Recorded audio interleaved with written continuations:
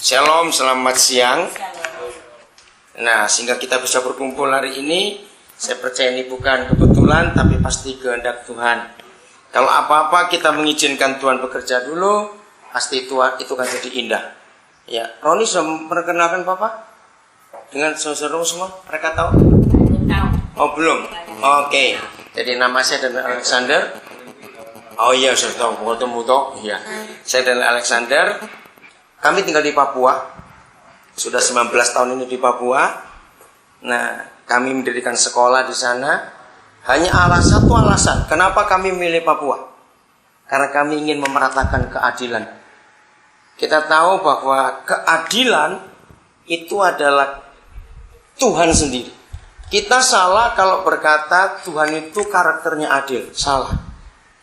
Jadi kekudusan, kasih, keadilan, kesetiaan itu bukan sifat atau karakter Tuhan, tapi itu Dia sendiri.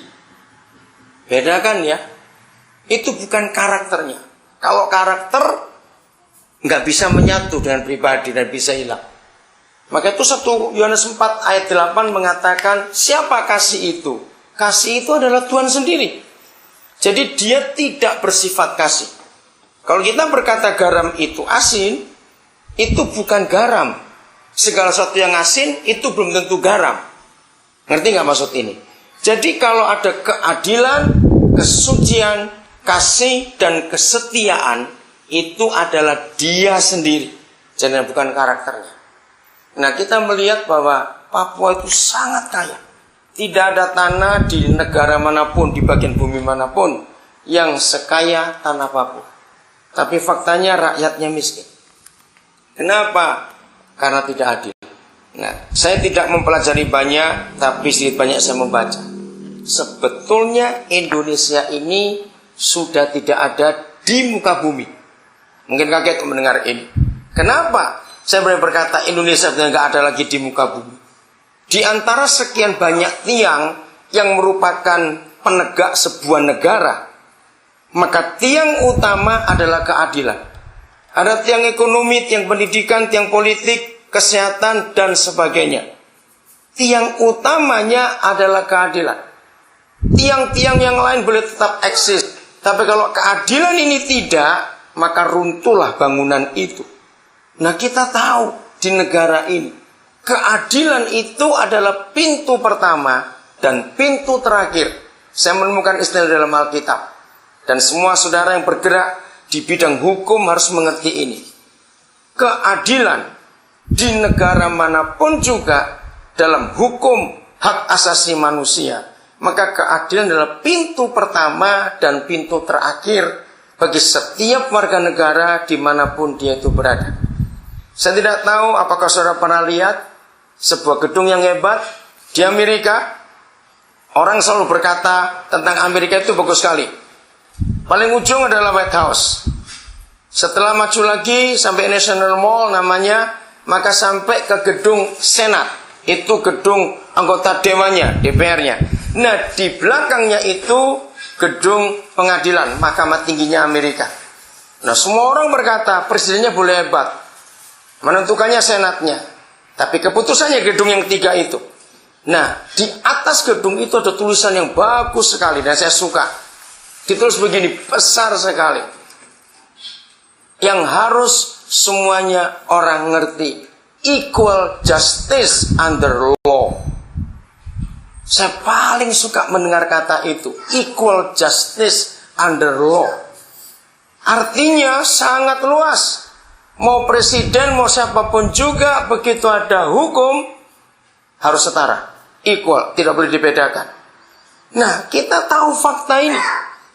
Sekian banyak tahun terakhir, keadilan itu nggak ada di negeri ini. Saya itu punya pelayanan penjara. Kenapa saya paling suka pelayanan penjara? Saya bisa menolak pelayanan model apa saja. Mau keluar negeri, saya bisa menolak kalau saya nggak bisa. Tapi saya berkeputusan sejak saya jadi hamba Tuhan pertama kali. Tuhan, saya berkata, kalau ada undangan ke penjara, saya tidak akan menolak. Saudara, satu-satunya agama di dunia ini yang identik dengan penjara itu hanya kekristenan. Tidak ada agama apapun juga yang begitu identik dengan kekristenan kecuali yang satu ini. Kenapa? Bicara penebusan, bicara pengampunan. Betul tidak?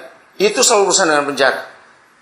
Maka itu sebagian besar dari murid-murid Tuhan Yesus, nabi-nabi perjanjian lama, rata-rata mereka semua pernah di penjara. Bahkan dari 16 kitab perjanjian baru yang ditulis oleh Paulus, 80% lebih dia tulis dalam penjara. Nah, itu sebabnya kita melihat ini. Kalau keadilan itu sebagai pintu pertama dan pintu terakhir di negara manapun juga di dunia, artinya setiap warga negara untuk meyakinkan hak-haknya, maka dia harus masuk pintu hukum. Dan selesai dari situ harus keluar juga dari pintu hukum. Kalau ini tidak ada, maka hancur. Nah, di dalam penjara, di penjara manapun saya pergi, saya itu pertama kali belajar dari mereka. Dan ternyata betul, dengarkan. Mereka yang di penjara itu pasti punya kalimat begini. Indonesia ini bukan Pancasila. Saya tanya pertama, kenapa? Heksasila. Loh, kenapa? Iya. Yang pertama dibilang keuangan yang maha kuasa. Kira-kira setuju nggak saudara kalau mendengar kata itu? Keuangan yang maha kuasa. Itu Indonesia. Jadi pilar utama atau tiang utama sebuah negara itu harus eksis adalah keadilan. Dan keadilan di negara ini sudah runtuh. Jadi sebetulnya secara hukum negara kesatuan Republik Indonesia itu sudah tidak ada. Karena tidak ada keadilan di negeri ini. Semua bisa dibeli. Begitu kalau kita ingat tadi kata itu di Supreme Court di Washington DC. Equal justice under law. Saya sangat kagum dengan kalimat itu. Entah berapa ribu kantor-kantor hukum atau law firm dan sejenis seperti yang hari ini kita akan resmikan bersama-sama di hadapan Tuhan. Berapa ribu jumlah di Indonesia kita tidak tahu. Maka motivasi membuka kantor hukum ini yang luar biasa. Saya sebagai pendeta kagum dengan ketiga anak muda ini karena kalian berkeputusan tidak mau mengurus perceraian. Kalau mendamaikan mau, dan itu luar biasa. Justru satu-satunya Tuhan di dunia ini. Satu-satunya Tuhan. Ada jutaan Tuhan di dunia ini yang disembah oleh manusia. Tapi hanya satu Tuhan yang namanya Yesus. Dan satu-satunya buku di antara sekian juta judul buku di dunia ini yang di dalamnya ada firman, aku benci perceraian. Maleakhi 2:16. Celakalah gereja kalau mereka nggak tahu firman ini. Yahweh berfirman, aku benci perceraian. Bukan cuma nggak suka, tapi benci. Apa alasan pencipta alam semesta mengatakan aku benci perceraian? Dia punya alasan. Alasannya adalah seorang suami nggak suka istrinya, dia bisa cari pengganti istri lain banyak perempuan. Seorang istri nggak suka suaminya, dia bisa cari laki lain banyak. Ada pengganti. Tapi yang namanya anak tidak akan pernah punya pengganti ayah dan ibu. Kecuali yang dua orang itu. Bisa bayangkan? Tidak ada anak yang orang tuanya cerai. Hidupnya akan bahagia. Tidak akan ada. Maka itu Tuhan kita berfirman, aku benci perceraian. Bisa bayangkan? Nah itu sebabnya semua kita berharap. Bangsa Indonesia berharap. Mungkin kalau orang dengar daerah Kalibata, kantornya di mana, mungkin orang sulit cari. Tapi percayalah kalian bertiga. Kalau diawali dengan Tuhan yang adalah keadilan, adalah kesetiaan, adalah kasih dan kekudusan. Percayalah kalian akan jadi besar. Belajar berani tampil. Beda dengan yang lain. Rusaknya negara ini cuma satu kata yang 4 huruf saja. Suap. Rusaknya negara ini cuma itu. Bukan yang lain. Berapa teman yang saya kenal tinggal di Australia, tinggal di Amerika. Bahkan yang satu terakhir dia sekarang ada di Batam. Dia sudah dapat PR, ya permanent resident Australia.